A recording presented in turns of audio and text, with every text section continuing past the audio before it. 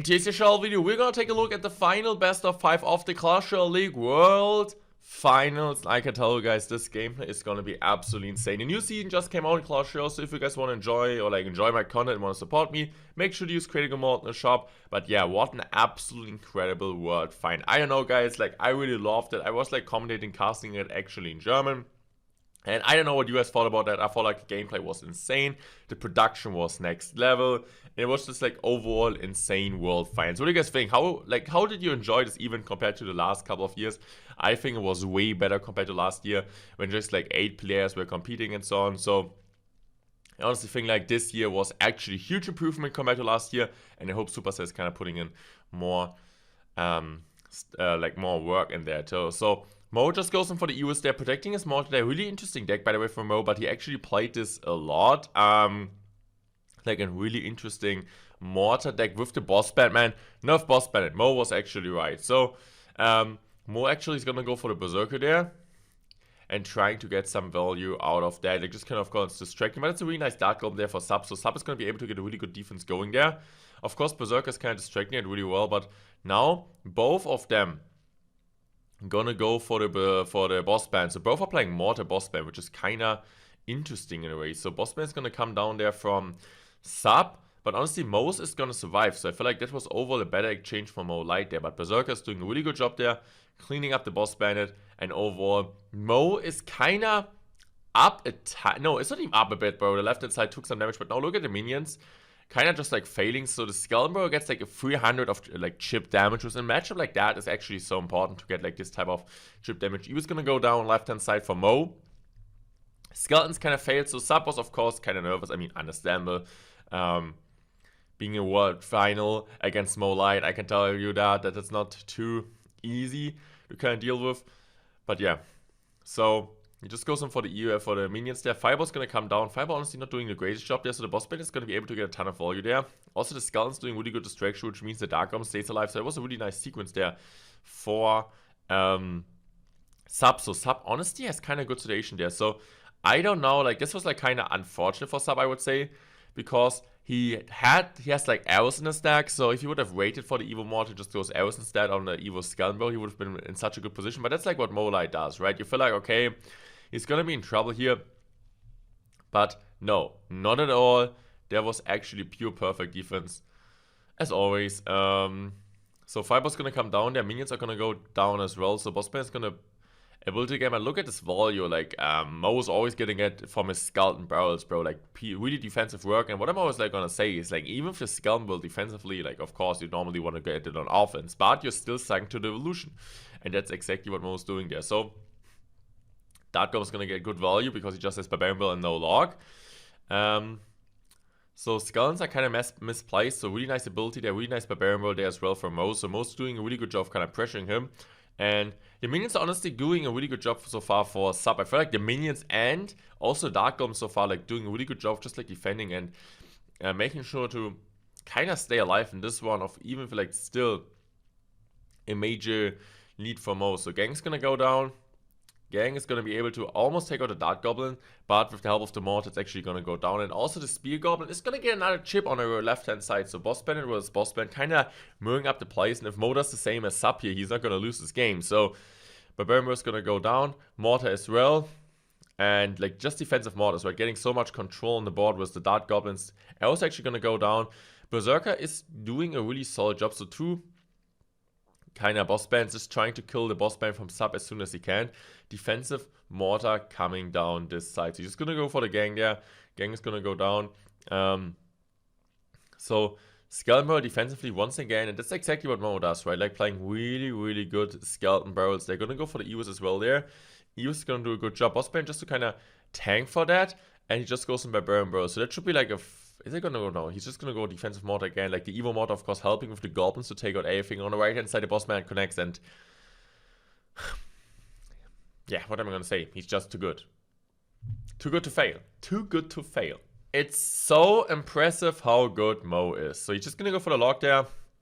He split guards, and we all know Mo loves any type of mana control. He's so good with it. And this gameplay is going to be picture perfect. So Log is going to come down on top of the guards. They're already getting some early chip. And I feel like this is kind of what Mo always does, like getting early chip damage. And you're going to see like a few plays, which I feel like people didn't really keep in mind, which he did so well in this type of matchup. So guards in the back. Of course, kind of countering the ghost there in his half of the map. So Log is going to go down. He still has to commit something because of the ghost. So he's probably just going to, no, he's just going to tank it. Okay, he's just going to tank it. So that's really nice damage already there for Sub, but also like a Dark Prince is still alive. So he just goes a Miner in the back trying to get some chip damage. And this is the Ice Bird connects, and this is what like Mo does, right? He always uses Ice Bird, especially in offense, when Sub doesn't have East Bird in hand. So what does it mean? It's free chip damage, it's free like you cycle to Revolution, or it's like a positive elixir trade. So Mo actually setting up the first early Tesla in this type of situation is like something I feel like most of us wouldn't have done. They would have just gone Dark Prince in the back or something. But seems like this is kind of the decision. I don't know why Sub didn't really go immediately for a Voyager in the back. I think he should have done that. Even like Rocket, of course, but I still feel like that should have been a better play instead of like going for the Ghost there. So mine is going to go down. Not the best Miner, to be fair. It's decent, but it wasn't like an OP Miner. Because of like the Dark Ones got pulled. So this is like exactly what I'm talking about, right? So he goes for the Ice Bit, so Log is forced out because you can't really ignore an Evo Ice Bit on a tower, especially with a minor chip damage deck like that. So delivery coming down there from Mo, and Sub is going to set up the guards in the back. So I guess it's probably, is he going to go Dark Ones or is he going to play another Tesla there? No, he's just going to go set up a next Tesla there. It just means like, okay, we're going to go in the kind of like cycle towards evolution. Also, Sub goes IG in the middle because like Mo has rockets, so he doesn't want to give him any rocket value. The Tesla placement is really good for Mo because if the opponent has Fireball, he's not going to be able to hit the Tesla and the tower as well. So what I feel like Mo is doing, as once again, bro, just like getting such a good elixir trade there. And now just going to set up the Evo Tesla, which is doing such a good job. So mine's going to go there, getting like two chip damage shots again. Tesla's going to do a really good job on defense there. And once again, this Dark Prince going to go in the back, and there's no way that he's gonna break through like that. Guards, of course, also really nice. So that was a really good defense there, to be fair. So, but like, what the perfect Ice Build, making sure the Tesla actually stays alive and gets some extra chip damage. So Dark Prince on the right-hand side gonna go down. And as you guys can see, Mo is not panicking. He's not gonna be over-aggressive with the miner. He's just like knows, okay, when I feel like I have the chance of going for the miner, he does. So that's exactly what Mo is doing. No over-aggressive plays, just chilling. Miners at the right time because he knows, okay, there's no need for me to be like over aggressive with miners. Like as long as I'm even, it's fine because at the end I can just go miner rocket log and finish him off, bro, and get like 500, 600 damage immediately on the tower. So mine's gonna go down to this side. Once again, always when the opponent plays Fisherman, you always guarantee to get 2 miner shots.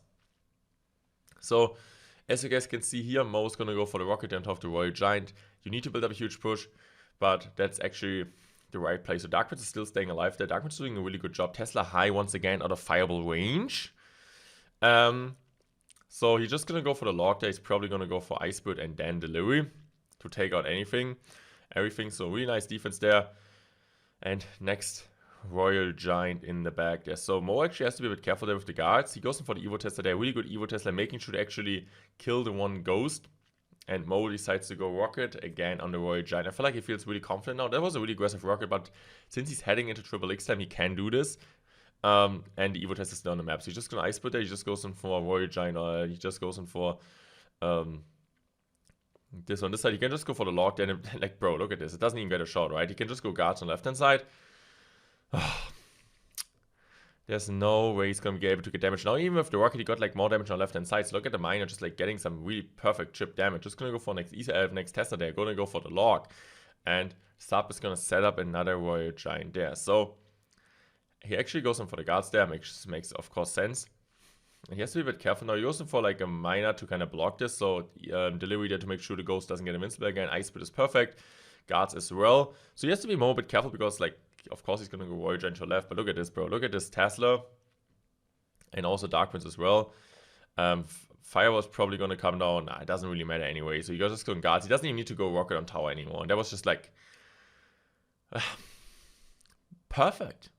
It's just absolutely perfect. So go back to back. Man, like this is so crazy. In the last 5 years, he got to the final 4 freaking times, bro. This is crazy. So Cage is gonna go down there, and Firespeed's gonna come down for Mo as well.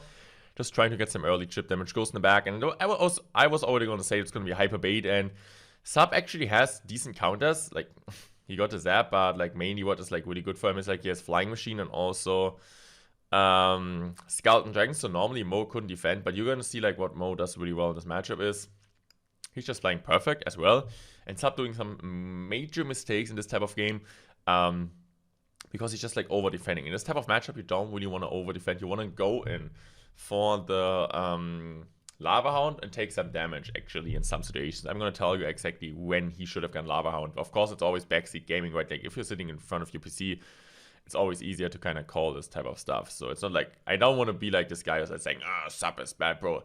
It's incredible that he even beat Mo before, and you saw like this type of Mo, right? So that's like actually really, really crazy that he beat Mo earlier. So that was like honestly a really interesting Evo Ghost, because I felt like Mo thought he had like less elixir, but he can just go for the Valk there. So Mo also goes an E-Spirit there just to make sure he doesn't take any damage. And here, I think in this type of situation, Sub should have just let it go. Like if he doesn't go in for this type of miner, he just gonna Lava Hound, right? Like this is like should have been, or like even here, right? He's like 2 elixir. Mo kind of messed up his wall breaker. Oh man, he's human. He should just let it go, take the elixir advantage, and go Lava on him back. Because in a tower trip situation, it's really good because Mo has to kind of push in the same lane, and Sub can just like spam his troops. So he should have really gone Lava Hound in the back. So Zeb is gonna come down for Mo. And that's like what I don't really understand. It's like why he didn't go Lava Hound. He should have really done Lava Hound, because it's like the only way how you win against this matchup. Because if you play passive against this type of matchups, you're not gonna win. You're not ever gonna win in this type of matchups, because yeah, they're just like gonna continue spamming 24/7. This is it. Like Skeleton Barrel takes actually 3 shots, or like need 3 shots to take out a wall breaker, and this means in this type of situation it's over, bro. Like because now he can't play Lava anymore. So he's of course trying his best to kind of defend this, but there's actually no freaking way. So actually I was a really smart ghost, because if he goes like Sub had to go Lava, but if he goes Lava in front, like he can't, like he just loses straight up. So Wallbreaker on the right hand side, he still decides to defend a Wallbreaker, which I think was also not a mistake. So he just goes in for this, he just goes Curse Zap, which means like of course a ton of elixir expand. So nice E-Split Fire Split combination. And now he just goes in Ghost at the bridge there. Wallbreaker on the right hand side, especially go like for an Evo Barrel to get like even more pressure. To be fair, that was a really nice play there. I'm with the Valkyrie in the back, but as you guys can see, right, like there's no real elixir in the hand. He just needs another Vines there. So just like about cycling your cards, going for the spirits, getting the Vines on tower, and Mo actually did it, bro. Man, this was actually a crazy performance. He played it so well. So GG's well played. I hope you guys enjoyed this Clash Royale, really kind of breaking down the final games of Mo Light, man. This guy, like, this is pure perfect gameplay. I mean, he just did like one mistake with the wall breaker, but like, you really need to find mistakes, bro. And of course, like, it's easy to always kind of commentate on that things, especially afterwards, and saying, oh, this guy did this and this wrong. But like, doing this in this type of situation, man, on stage with all the pressure, that's just like insane. So GG's well played, man. He played so well. And yeah, what am I gonna say? Goodbye. Use Critical Mode in the shop. I'm gonna see you next year, hopefully, as well with me in CL. I will try to compete. So small hint at the end. So yeah. Wow.